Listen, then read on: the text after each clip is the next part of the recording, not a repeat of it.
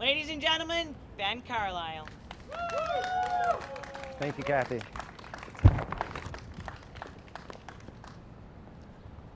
Thank you all for coming out this afternoon. Most of you know me, but for those of you who don't, I'll just briefly give you my background. I moved to Buffalo in 2003 to finish my undergrad. I didn't have any initial plans to stay beyond college, but I got accepted to UB Law in 2005, so I decided to stick around. That same year, I purchased a home on Buffalo's west side. 16 years later, I'm still on the west side and I'm still in Buffalo.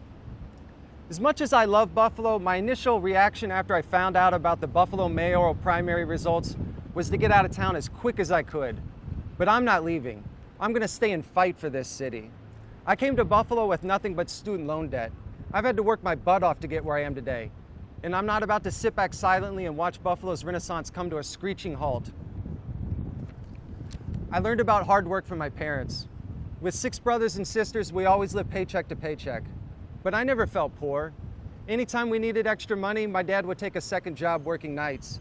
And my mom always had a job. My parents were always able to provide us with the necessities, but anything beyond that, we had to work for. I got my first job when I was 9 years old delivering newspapers. I'd get up at 5:30 every morning and put in a couple hours of work before most of my classmates rolled out of bed. When I was 14, I got a job working on a farm, picking watermelons and cantaloupes in 100-degree heat, earning $4.50 an hour. I put myself through college working 40+ hours a week. I also took out massive student loans for college and for law school that I'm still working to pay off. Nothing was ever handed to me. But I've learned that if you work hard, the sky's the limit in Buffalo. My wife Azima is living proof of this promise. Azima and her family moved to Buffalo in 2002 from India. When they came here, they had nothing. They had to live with family for the first year in order to get their feet on the ground. But Azima didn't waste that first year at all. She immediately, when arrived in Buffalo, got a job and she enrolled in community college. Then she put herself through college and then med school, and now she's a fellowship-trained ER doctor. According to India Walton, the socialist who wants to be our mayor, it is impossible for a poor, brown, Muslim immigrant to get ahead in this city without massive governmental intervention. But that is a lie. What it takes is a dream and hard work. People often ask me why I'm so frightened of socialism.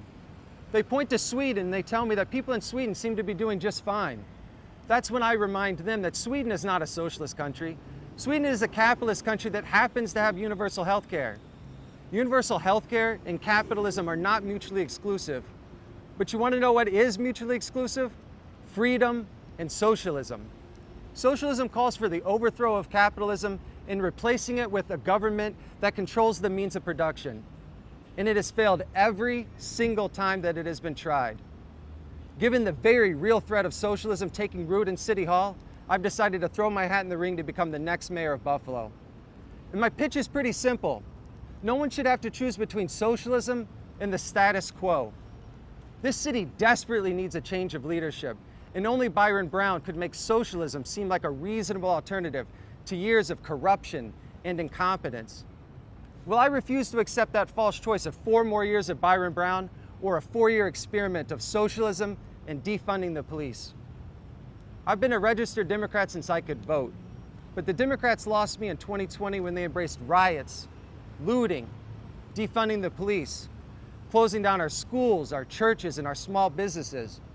And most frightening of all, socialism. I haven't decided what new party, if any, I want to join. So I'm not running as a Republican, I'm not running as a Democrat, just a concerned but hopeful Buffalonian.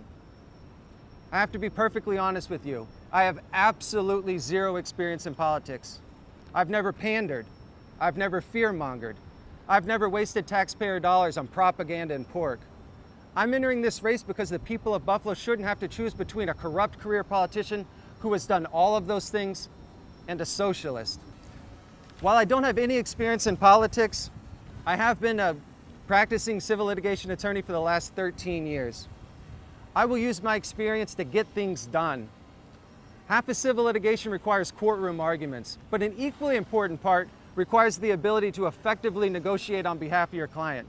The city of Buffalo will be my client, and I will be a tenacious advocate for this city. I'm going to get things done by working with everybody, regardless of party affiliation. No party has a monopoly on good ideas. One other thing, when I'm mayor, no one will be cutting the line in order to get cooperation from City Hall. Everyone knows what it takes in order to get a project developed or to get a construction bid accepted under Byron Brown's corrupt regime. But what India Walton is proposing almost makes Byron Brown's cronyism seem appealing. In my administration, all citizens and all developers will be treated equally. And I'll make just one other promise today, and this is a promise that I will never waver from. When I'm mayor, Buffalo will never, ever be locked down again, and our schools will remain open 5 days a week with in-person learning, masks optional. Parents will decide what's best for their children, not politicians. And just to make it simple, I'll institute the Walmart rule. If Walmart's open, Buffalo will be open, our small businesses will be open, our schools will be open. As I stated, I won't have any party affiliation, so I won't be beholden to anybody. I will always do what's best for this city, not what's best for party politics.